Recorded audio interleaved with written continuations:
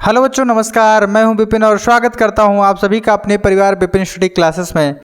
मेरे साथ ही हमने छंद को पढ़ना स्टार्ट किया है और आप सभी को पता है कि हमारे छंद में टोटल 7 अंग हैं और ये हमारा छंद का दूसरा लेक्चर है।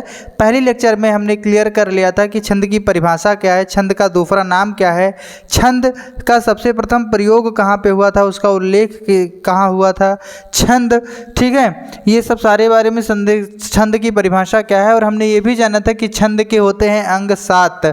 तो उसमें सबसे पहला हमारा जो है मात्रा या संख्या है। सबसे पहला अंग कौन सा है? मात्रा या संख्या। अच्छा, मात्रा और संख्या होता क्या है? तो वर्गों और मात्राओं की गिनती को संख्या कहते हैं। वर्गों और मात्राओं की, यानी छंद में जो वर्ग होते हैं या जो मात्रा होती है, जब उसकी गिनती करते हैं तो उसी को हम क्या कहते हैं? मात्रा या संख्या कहते हैं। ठीक है, आप सभी को पता है कि मात्राएं हमारी 2 प्रकार की होती हैं। जैसे हमारा स्वर 2 प्रकार का होता है, कैसा? एक हर्ष स्वर और एक दीर्घ स्वर। तो वही हमारी मात्राएं 2 प्रकार की होती है। एक होती है एक मात्रिक और एक होती है द्विमात्रिक। एक मात्रिक ऐसी मात्राएं होती हैं जिसमें कम श्वास लगता है, जैसे जो हमारा लघु स्वर होता है जिसमें कम सांस लगता है। तो इसमें कौन कौन आती हैं? 4 हैं। उसकी संख्या कितनी है? 4। आ, ई, उ, री। आ, ई, उ, री। जैसे हम लिखते हैं कमल, जैसे लिखते हैं कमल। अब हमें कमल को देखना होगा, जब इसके हम वो करेंगे, जब शब्द विन्यास करेंगे इसका, तो आधा का आएगा प्लस आ प्लस आधा माँ प्लस आ प्लस आधा ला और आ। तो हम देख रहे हैं यहाँ पे जो ये वाला आया है, ये वाला आया है, ये वाला, इसको बोलने में हमें कम समय लग रहा है। तो ऐसे जो होते हैं हमारे, ऐसे जो अक्षर होते हैं उसको एक मात्रिक कहते हैं। क्या कहते हैं? एक मात्रिक। अच्छा, हमारा जो दूसरा मात्रा है वो द्विमात्रिक है। द्विमात्रिक का मतलब होता है यानी दीर्घ स्वर, यानी जिसको हमको बोलने में लघु स्वर से ज़्यादा समय लगता है, यानी द्विमात्रिक से आ। जैसे जब 2 बार हम आ और आ को मैच करते हैं, मतलब ऐड करते हैं, तो आ निकलता है। जब ई को 2 बार हम बोलते हैं तो बड़ी ई निकलती है। उसी तरीके से बड़ा उ, ऐ, ओ, इनकी संख्या होती है 7। यानी कुल स्वरों की संख्या होती है हमारी 11, जिसमें से 4 हमारे लघु स्वर होते हैं और 7 हमारे दीर्घ स्वर होते हैं। एक मात्रिक स्वर में 4 और द्विमात्रिक स्वर में हमारे 7 आते हैं। ओके, अब देखो जैसे वर्ण क्या होता है। देखो, छंद में प्रयुक्त मात्रा एक स्वर या द्विस्वर होती है। छंद में जो मात्राएं प्रयुक्त होती हैं उसमें कितना, या तो वो एक स्वर होगा या तो द्विस्वर होगा। एक स्वर में लघु वर्ण, यानी लघु वर्ण को हम किस तरीके से प्रदर्शित करेंगे? ये खड़ी पाई से। किससे प्रदर्शित करेंगे? ये खड़ी पाई से, जो हमारा पूर्ण विराम का सिंबल की तरह होता है, ये खड़ी पाई। और दीर्घ वर्ण को हम वर्तुल चिन्ह से प्रदर्शित करेंगे। ये जो यस के टाइप इंग्लिश के लेटर की तरह यस बना हुआ होता है, उसी को हम बोलते हैं वर्तुल रेखा। कौन सी रेखा? वर्तुल रेखा। अच्छा, इसको बोलने में हमें खड़ी पाई से ज़्यादा समय लगता है, इसलिए हमारा वर्तुल रेखा होता है। अब गति या लय, तीसरे नंबर पे हमारा आता है गति या लय। तो देखो, छंद को पढ़ने में जो समय, जो लय उत्पन्न होती है, छंद को पढ़ने में जो लय उत्पन्न होती है या जो निरंतरता उत्पन्न होती है, उसी को हम लय कहते हैं। क्या कहते हैं? लय। जैसे बहुत लोग कहते हैं अरे यार बहुत लय में गाना गा रहे हो, ठीक है, आप बहुत लय से पढ़ाई कर रहे हो, मतलब आपके अंदर जो निरंतरता बनी हुई है उसी को हम कहते हैं गति या लय। अच्छा, एक होता है हमारा जो चौथे नंबर पे है, छंद का जो हमारा चौथा अंग है वो है यति। यति का मतलब होता है विराम। जैसे हम कोई भी चीज़ बोलते हैं तो हमें एक टाइम के बाद रुकना होता है, या हम जब बाइक चलाते हैं तो हमें अपने एक्सीलेटर और क्लच और कभी कभी ब्रेक को कंट्रोल करना होता है। क्यों? अगर हम उस चीज़ को कंट्रोल नहीं करेंगे तो हमारा राधे राधे हो जाएगा। इसलिए क्या करना है हमको कि यदि हमें छंद को पठन करने में, यानी पाठन करने में कहीं कहीं रुकना होता है। अगर हम रुकेंगे नहीं तो हमें ये नहीं समझ में आएगा कि हम कहना क्या चाहते हैं। इसलिए मैंने आपके पास 1-2 एग्जाम्पल्स लिखे हुए हैं। देखो, जैसे लिखा है उसे रोको मत जाने दो। क्या लिखा है? उसे रोको मत जाने दो। और इस पर भी लिखा है उसे रोको मत जाने दो। लेकिन हमें इसको ऐसी जगह रुकना है जहाँ दोनों का अर्थ स्पष्ट हो जाए। जैसे इसमें लिखा है इसे रोको मत जाने दो, तो अगर हम यहाँ पे रुक जाते हैं, यहाँ पे रोको के स्थान पे उसे रोको, कुछ देर के लिए रुके यानी विराम हुआ, यानी यति पैदा हुई, और फिर कहे मत जाने दो।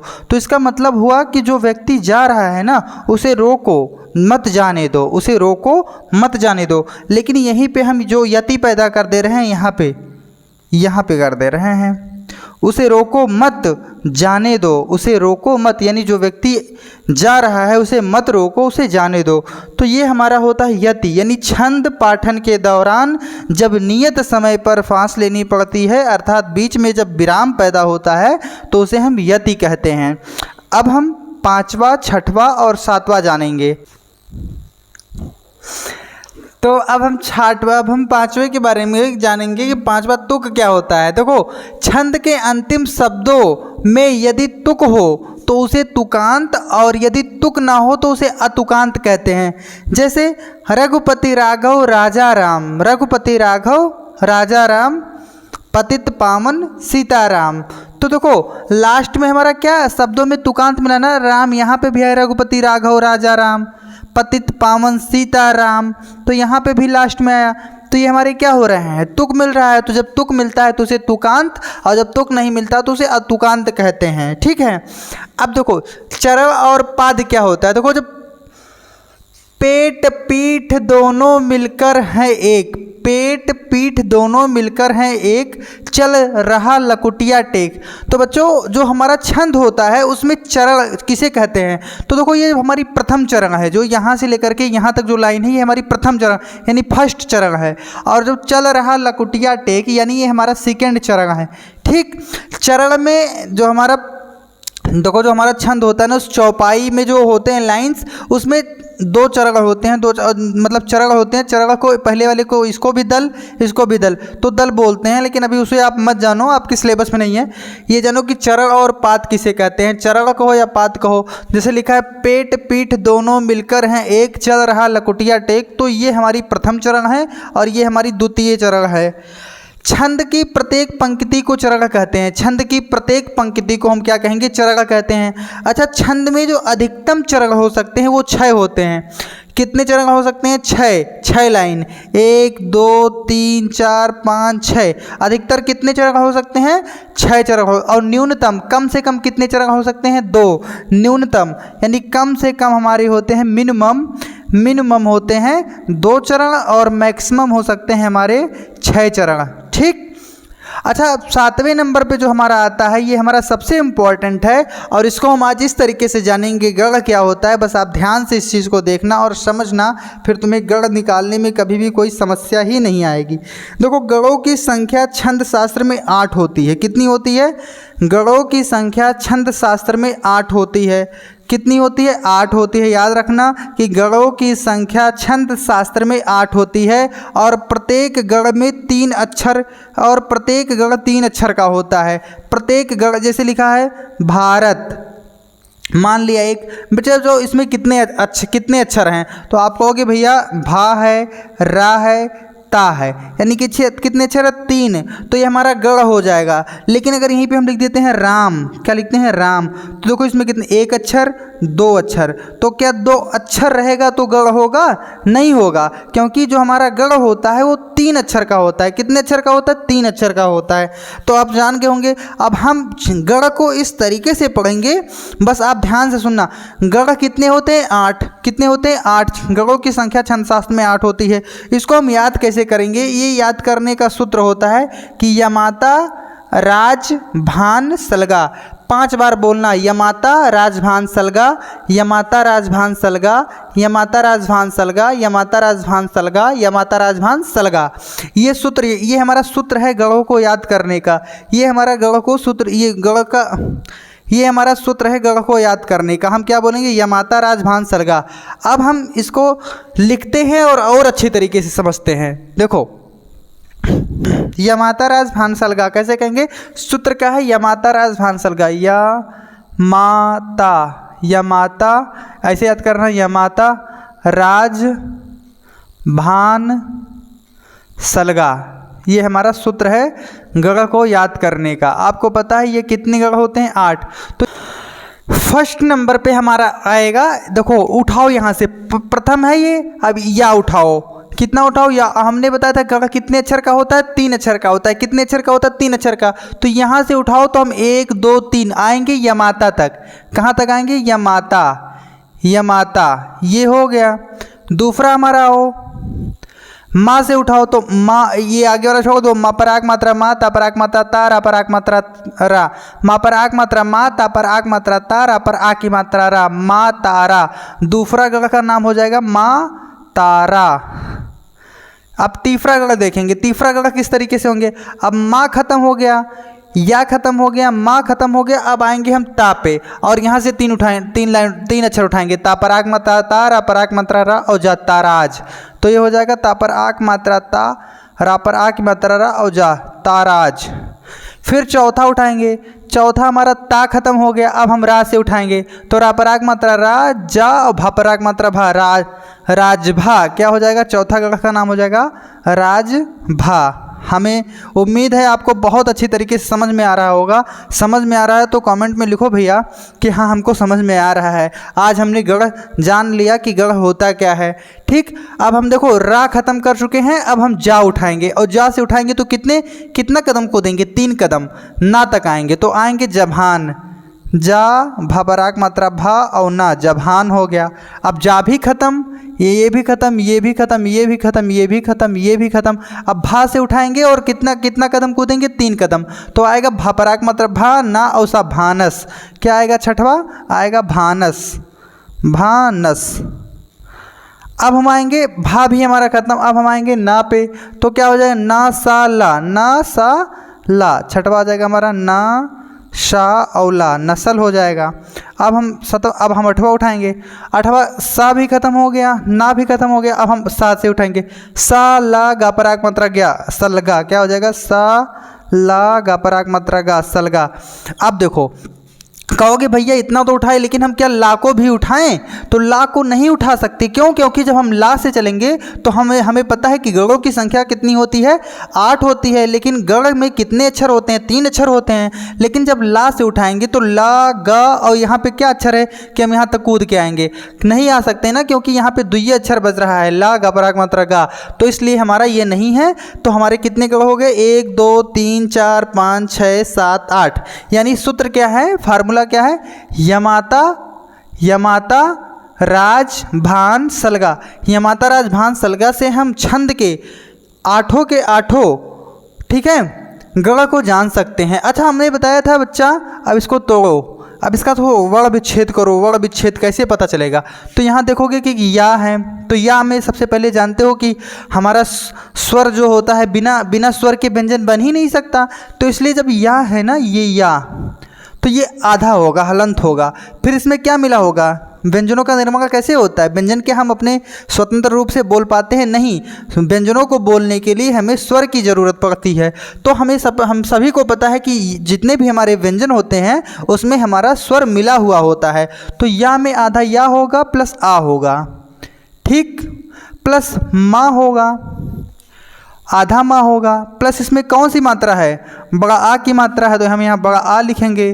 फिर आधा ता होगा, और फिर क्या होगा, बड़ा आ होगा। क्या होगा, बड़ा आ होगा, ठीक। अभी आ जाओ इसी तरीके से। तो ये हमारा यहाँ देख लो, इसमें क्या होगा, माँ होगा। आज हम वर्ण विच्छेद करना जानेंगे, शब्द विच्छेद करना जानेंगे। अच्छी तरीके से जान लो, बहुत ज़रूरी है, इंटरेस्टिंग टॉपिक है एकदम।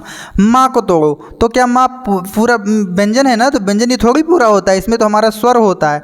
कौन सा स्वर, आ होगा प्लस ता होगा, ता, और आधा ता है प्लस बड़ा आ होगा। फिर ये रा है ना, ये रा, और रा में किस चीज़ की मात्रा लगी हुई, बड़ा आ की मात्रा लगी हुई, तो ये हमारा बड़ा आ हो जाएगा, ठीक। अब ये आ जाओ, इसको तोड़ो जल्दी से। ये ता है, आधा ता होगा, प्लस बड़ा आ की मात्रा लगा हुआ है, प्लस आधा रा है, प्लस बड़ा आ की मात्रा लगा हुआ है, और आधा जा है, और प्लस आ लगा हुआ है। ताराज भी हो गया। अब हम इसको तोड़ेंगे राजभा को। तो सबसे पहले देखो रा है, इसमें हलंत लगाओ क्योंकि इसको आधा करना है, प्लस ये बड़ा आ की मात्रा है क्योंकि राज, अब जा लिखो, आधा जा होगा प्लस आ होगा क्योंकि छोटा आ है, और प्लस भा, और भा में किस चीज़ की मात्रा है, बड़ा आ की मात्रा है, ये हो जाएगा हमारा राजभा। अब जभान को तोड़ेंगे, हम लिखेंगे आधा जा होगा प्लस आ होगा प्लस भा होगा प्लस बड़ा आ होगा और प्लस आधा ना होगा और प्लस आ होगा। समझ में आ रहा है ना? अभी समझाते हैं अच्छे तरीके से। और पहले अभी आप सब तोड़ो, चलो अपने मन से। भानस, नसल और सलगा का अपने मन से बिना देखे तोड़ो। देखो जैसे सबसे पहले भा है, ध्यान से देखना, अभी तक नहीं समझ में आया तो। भा है तो भा, सबसे पहले देखो भा लिखो। क्या भा पूरा होगा? नहीं, क्योंकि इसमें हलंत लगाएंगे, व्यंजन है और व्यंजन बिना स्वर की सहायता से नहीं बोले जा सकते। अब यहाँ बड़ा आ है, बड़ा आ भी लगा दिया। अब यहाँ पे ना है, ना पूरा है नहीं, क्योंकि इसमें स्वर मिला हुआ, कौन सा स्वर? छोटा आ, और प्लस आधा सा है और प्लस आ है। ठीक, अब हम नस्ल को तोड़ेंगे। आधा ना है प्लस आ, फिर आधा सा है प्लस आ है प्लस ला है, और ला में क्या पूरा ला है? नहीं, इसमें आधा ये आ भी है। फिर सलगा को तोड़ेंगे तो ये आधा सा हो जाएगा प्लस आ प्लस ला होगा, आधा आ ला होगा, फिर आ होगा और प्लस गा होगा, गा आधा होगा, प्लस इसमें बड़ा आ की मात्रा होगी। तो इस तरीके से प्रत्येक गण 3 अक्षर का होता है। देखो ये हमने सूत्र याद कर लिया कि माता राज भान सलगा से हम 8 गणों को याद कर सकते हैं। अब हमने आपको बताया था बच्चा एक सूत्र, उसी सूत्र को याद करना है। एक मैंने आपको वो बताया था कि मात्रा, तो देखो इसमें कितनी एक मात्रा है। ये एक मात्रा के लिए हमने बताया था कि आपको खड़ी पाई खींचना है। कौन सी पाई खींचना है? खड़ी पाई। और फिर इसको स्वर, देखो ये स्वर यहाँ पे है, मैं थोड़ा इसको हाईलाइट कर देता हूँ, अब ध्यान से देखना। ये वाला स्वर और ये, यानी एक खड़ी पाई। अब यमाता में कौन सा हो जाएगा? एक आ वर्तुल है यहाँ पे और एक ये वाला वर्तुल, ये हमारा हो जाएगा इस तरीके से। अब इसको भी इसी तरीके से बनाओ। आधा ये है आ, तो आ के लिए हम जानते हैं खड़ी पाई खींचते हैं, क्योंकि लघु स्वर के लिए हमारा खड़ी पाई का चिन्ह चलता है और हमारा दीर्घ स्वर के लिए हमारा वर्तुल चिन्ह का प्रयोग करते हैं। ये हो गया हमारा, यहाँ पे है ये यहाँ पे और यहाँ पे, ये भी हमारा हो गया। अब हम ताराज का देखेंगे तो ताराज का ये है, यानी ये बड़ा वाला, फिर बड़ा वाला, फिर ये। फिर राजभा का ये देखेंगे, ये और ये, तो यानी ये बड़ा वाला, फिर ये एक खड़ी पाई और फिर वर्तुल। फिर जभान में देखेंगे ये है, ये और ये, तो जभान में क्या है? एक खड़ी पाई, फिर वर्तुल, फिर खड़ी पाई। फिर भानस में देखो, भानस में बड़ा आ यहाँ पे है, फिर ना है, यानी ये खड़ा पाई और फिर ये है एक खड़ी पाई, भानस। फिर नस्ल में क्या है? एक एक एक एक एक एक। फिर सलगा में क्या है? एक एक और ये 2। तो ये हमारे हैं मातार, हमको या माता राज भान सलगा। बच्चों यहाँ पे थोड़ा सा मिस्टेक हो गया, वही तो मैं तब से कन्फ्यूजन में था कि मातारा नहीं है, माँ तारा है। क्या है? माँ तारा। तो यहाँ पे ये वाला बड़ा आ रहेगा, जिसकी वजह से ये बड़ा बन जाएगा।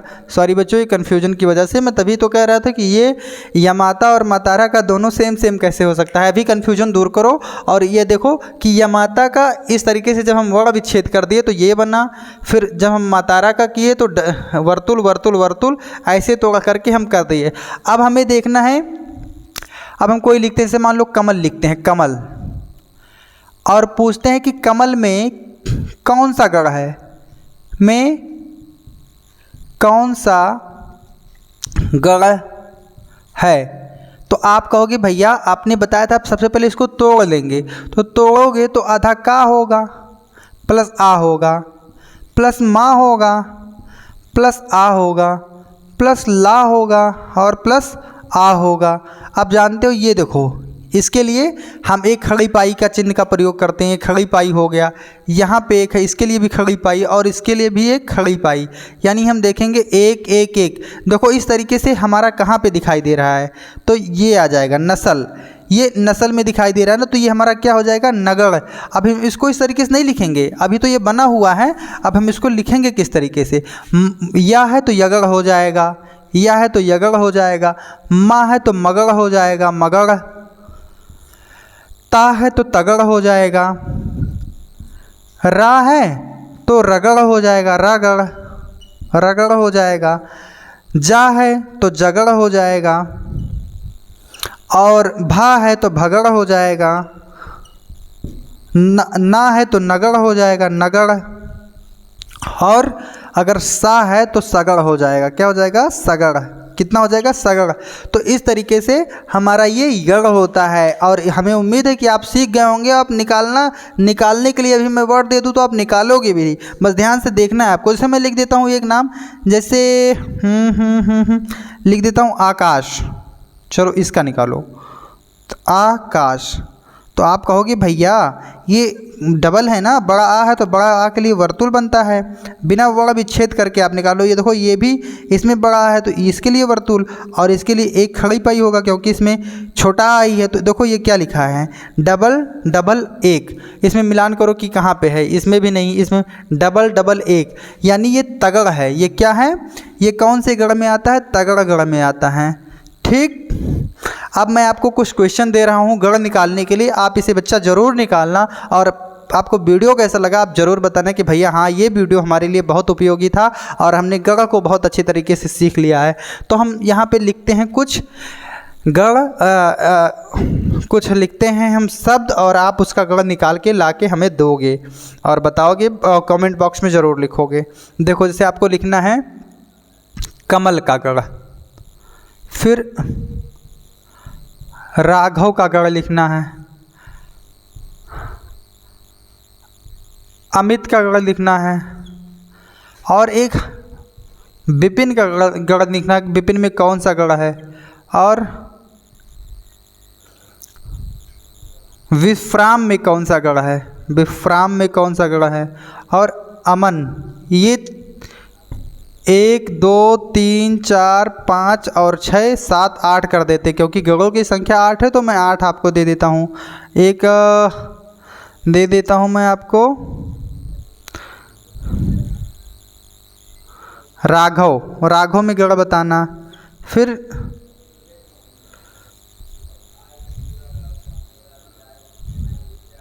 कालम में गढ़ बताना, कालम। ये 6 क्वेश्चन आपके लिए हैं बच्चों। आपको वीडियो कैसा लगा कमेंट सेक्शन में ज़रूर बताना, और कमेंट ज़रूर करना, ताकि हम तुम्हारी कमेंट को बच्चे देखते हैं तो हमारे मन की जो इच्छा होती है ना, आपके लिए और ज़्यादा मन करता है कि और मेहनत करूं और आपको अच्छे से अच्छा अपनी कॉन्फिडेंस के साथ सारी चीज़ें बता दूं, और आप कभी भी मतलब अपनी सब्जेक्ट को लेकर के कमज़ोर ना रहो बच्चा। और यहाँ पे जो भी चीज़ पढ़ो वो अच्छी तरीके से आपको आना चाहिए, आप अपनी क्लास के नंबर 1 बच्चे होने चाहिए। मैं उम्मीद करता हूँ कि आपको ये जो गढ़ के लिए मैंने इतना आपको बताया आपको समझ में आया होगा। अगर समझ में आया है तो एक लाइक अपने भाई के लिए, अपने भैया के लिए, और चैनल को सब्सक्राइब कर दो, और अपने दोस्तों के साथ इस वीडियो को ज़रूर शेयर करो, और उनको बताओ कि हमारे विपिन भैया आरंभ बैच के माध्यम से इस क्लास को लेकर के आए हैं, और जहाँ पे हमें हमारी ज़रूरत की जानकारी दी जा रही है। ठीक है, तो हम मिलते हैं एक नई वीडियो में एक नए टॉपिक के साथ। तब तक के लिए जय हिंद, जय भारत, जय माँ सरस्वती।